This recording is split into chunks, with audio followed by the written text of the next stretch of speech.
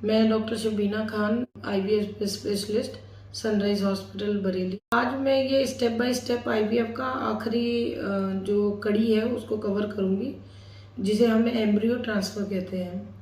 पहले हमने अपने पुराने वीडियोस में ये देखा कि आईवीएफ की जो प्रक्रिया है वो स्टेप बाय स्टेप हमने करी। सबसे पहले पहला स्टेप हमारी तैयारी थी, यानी आईवीएफ के पहले की तैयारी। दूसरा हमने ये बताया कि आईवीएफ में हमारी क्या इंजेक्शंस लगेंगे और कैसे हमें एम्ब्रियोज बनाना है। तीसरा हमने बताया कि हमें ओवम पिकअप यानी अंडे को हमें कैसे निकालना है। चौथा वीडियो मैंने अपलोड किया था जिसमें मैंने ये बताया था कि एक्चुअल फर्टिलाइजेशन क्या होता है। अब ये मेरा 5वां वीडियो है जिसमें एम्ब्रियो ट्रांसफ़र के बारे में हम जानेंगे। एम्ब्रियो ट्रांसफ़र हमारा ये आखिरी और बहुत ही महत्वपूर्ण स्टेप है और एम्ब्रियो ट्रांसफ़र हमेशा बहुत स्मूथली होना चाहिए, क्योंकि आपने देखा कि हम कितने अच्छे और सुंदर एम्ब्रियोज बनाए हुए हैं। अब उसका अगर हम ट्रांसफ़र अच्छे से नहीं करेंगे तो हमारे जो सक्सेस रेट है आईवीएफ पे उस पर फ़र्क आएगा। इसको हम देखते हैं कि जब एम्ब्रियोज हमारे बनते हैं तो वो day 1, day 2, day 3, day 4, day 5 embryos तक रहते हैं। यूजुअली हम लोग डे 3 या फिर डे 5 एम्ब्रियो ट्रांसफ़र करते हैं। डे 3 स्टेज को जो है हम लोग क्लीवेज स्टेज बोलते हैं और डे 5 को हम लोग ब्लास्टोसिस स्टेज कहते हैं। जो ये एम्ब्रियोज हैं ये मोस्टली जो डे 5 यानी ब्लास्टोसिस स्टेज का जो ट्रांसफ़र करते हैं उसके रिजल्ट कंपैरेटिवली डे 3 से अच्छे होते हैं। कम से कम 15-20% अच्छे रिजल्ट्स आते हैं अगर हम ब्लास्टोसिस स्टेज वाला एम्ब्रियो सेलेक्ट करते हैं। एम्ब्रियो मतलब गुण जो हम सेलेक्ट करेंगे वो अच्छा होगा। फिर ये एम्ब्रियो पहले हम लोग जो एम्ब्रियो ट्रांसफ़र करते थे तो उसे हम लोग एम्ब्रियोज पहले हम लोग ओवम पिकअप करते थे, एम्ब्रियोज बनाते थे और तीसरे दिन चौथे दिन ट्रांसफ़र कर दिया करते थे। अब हम फ्रोज़न एम्ब्रियो ट्रांसफ़र करते हैं।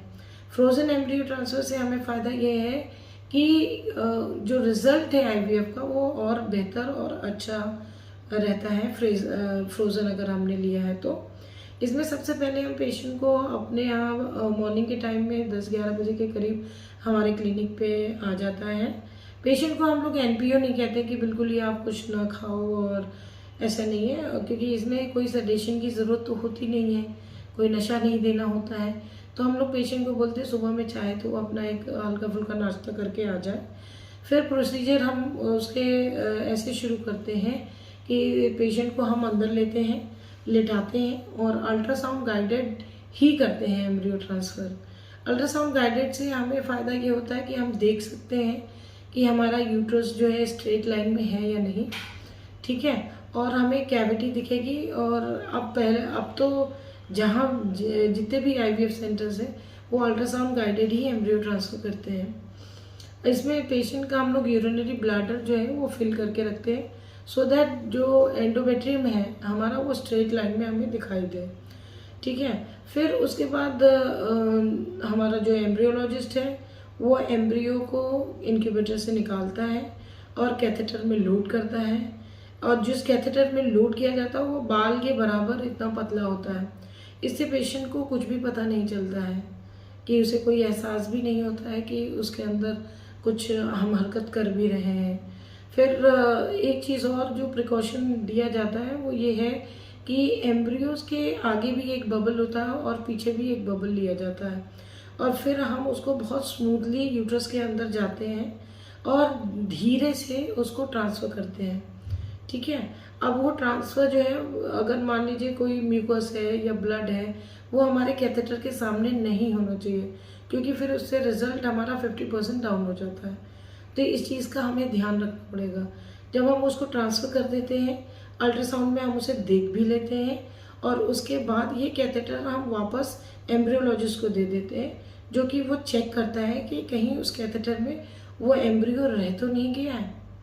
अब इस जो एम्ब्रियो ट्रांसफ़र के जो प्रक्रिया है इसमें जो हम लोग जो ट्रांसफ़र कर रहे हैं, अब कुछ लोग ये जानना चाहते हैं कि एक ही एम्ब्रियो आपने डालना है, डालेंगे या 2 या 4 या कैसे करेंगे। तो इसमें एक्चुअली हम लोग ये करते हैं मोस्टली, जैसे हमने आपको पहले भी बताया कि डे 3 और डे 5 का है, तो डे 3 एम्ब्रियोज तो हम यूज़ नहीं कर रहे हैं सनराइज आईवीएफ में। मोस्टली हम ब्लास्टोसिस्ट यानी डे 5 वाला ट्रांसफ़र करते हैं, जिसका रिजल्ट बहुत अच्छा आता है। और इसमें हम ये मिनिमम 2 एम्ब्रियोज ट्रांसफ़र करते हैं। लेकिन अगर कोई पेशेंट है और वो ये चाहता है कि उसे मल्टीपल प्रेगनेंसी ना हो, या पहले उसके बच्चे हैं, एक बच्चा हुआ फिर सेकेंडरी इनफर्टिलिटी में चला गया और फिर बच्चे नहीं हो रहे, तो उसे अवॉइड करना है, या मल्टीपल प्रेगनेंसी से उसको प्रॉब्लम होती है, या उसका हेल्थ ऐसा नहीं है, तो उन सब कंडीशन में हम लोग सिंगल एम्ब्रियो ट्रांसफ़र भी किया जा सकता है। अब ये एम्ब्रियो ट्रांसफ़र के बाद हम पेशेंट को, ऐसा नहीं है कि हम उसे स्ट्रेचर या ट्रॉली पे लेटा के ट्रांसफ़र करते हैं एम्ब्रियोज। ये क्योंकि बबल्स मैंने जो बताया आगे या पीछे रहता है एम्ब्रियो के, उससे एम्ब्रियो कोई फॉल नहीं होता। तो मरीज़ अपने आप थोड़ी देर 15-20 मिनट लेटा दिया हमने, रेस्ट के बाद वो अपने आप उठ के चला जाता है। कोई एक्स्ट्रा ऑर्डिनरी प्रिकॉशन की ज़रूरत नहीं है, स्ट्रिक्ट बेड रेस्ट की ज़रूरत नहीं है एम्ब्रियो ट्रांसफ़र के बाद।